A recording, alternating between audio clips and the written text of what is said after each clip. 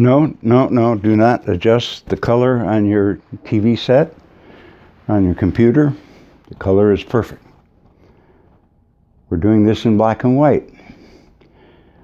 When people talked about discussing the history behind this project, I had to realize that this has been 45 years in the making. Maybe the best way to make a point of how long that is to just show things as they used to be, way back when.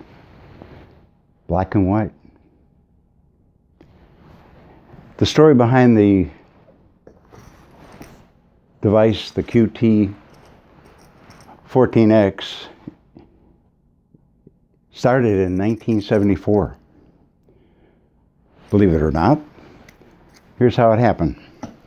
I was reading a book by a monk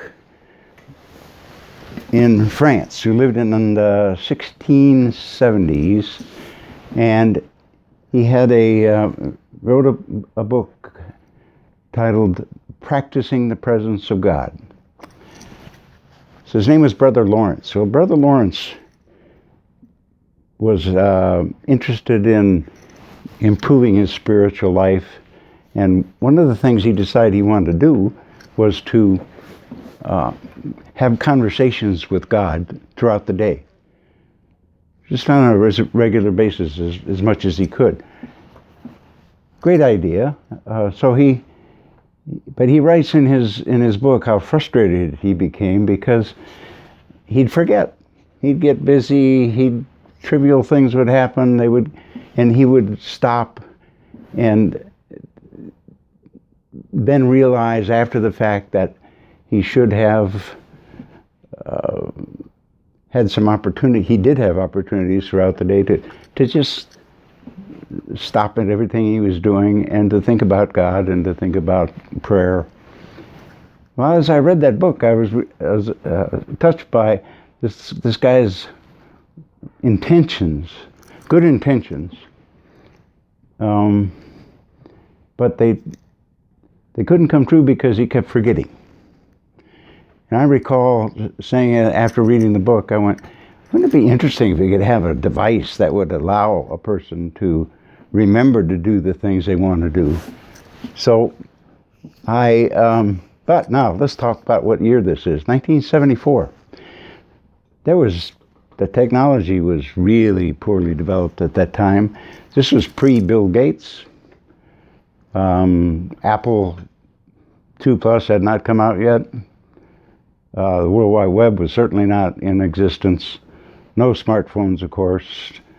The miniaturization of circuit boards had not yet quite taken place to the spot that it could produce these types of things for the common market. And so it was a good idea, but there was really no outlet for it to happen. So I just thought, well, that's great. And I let it go because there's nothing to do about it at the time. Let's fast forward now, 15 years. We're now at 1989.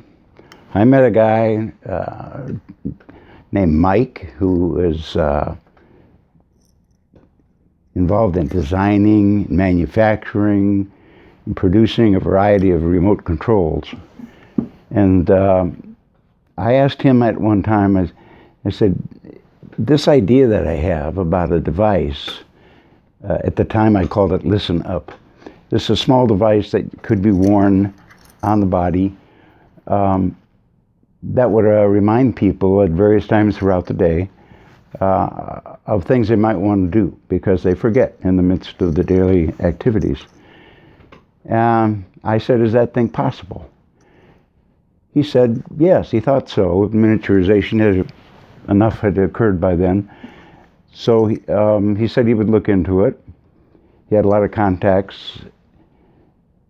And he went off his way. I went off my way. I was now involved in some international consulting assignments. I was on the road an awful lot. His business was booming. We just ended up not reconnecting. So it dropped. Now, That's 1989. Fast forward 30 years, August this year, 2019. The idea suddenly came to me about the project, about the possibility of this thing. So I contacted Mike and I said, "Say, do you remember the little item that I talked to you about 30 years ago?" He said, yes, he did. He remembered it quite well. So he said, let's talk about what the features of it might be, what it could do, what it can do, what the features and the specs, and send them to him, which I did. He agreed that it could be done. At that point, we went into more specifics about what the item could do and could not do, and we put together a set of specs, and then comes my dog. He wants to be a part of this whole thing. This is Buddy. Hi, Bud. Anyway, Mike decided he would go further, look into it.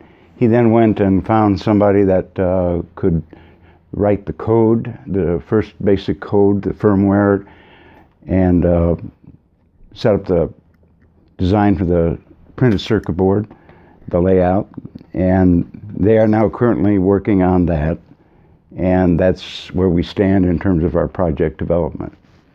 So it looks very much doable, no problems that we can foresee.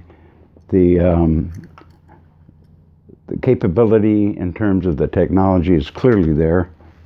So we're going to go ahead and make it all happen. And that's a 45-year idea that finally came true. So we'd like to invite you to be a part of this, to make this thing come true. It's there's a guy named Les Brown. Les Brown is a, would you call it, a motivational speaker. And in one of his books in 1999, he wrote a book and it said, "You're never too old to set another goal or to dream a new dream." I'd like to invite you to be a part of making that dream come true and making this 82-year-old entrepreneur successful in his first venture, and we'd like to have you on board. Thank you for watching.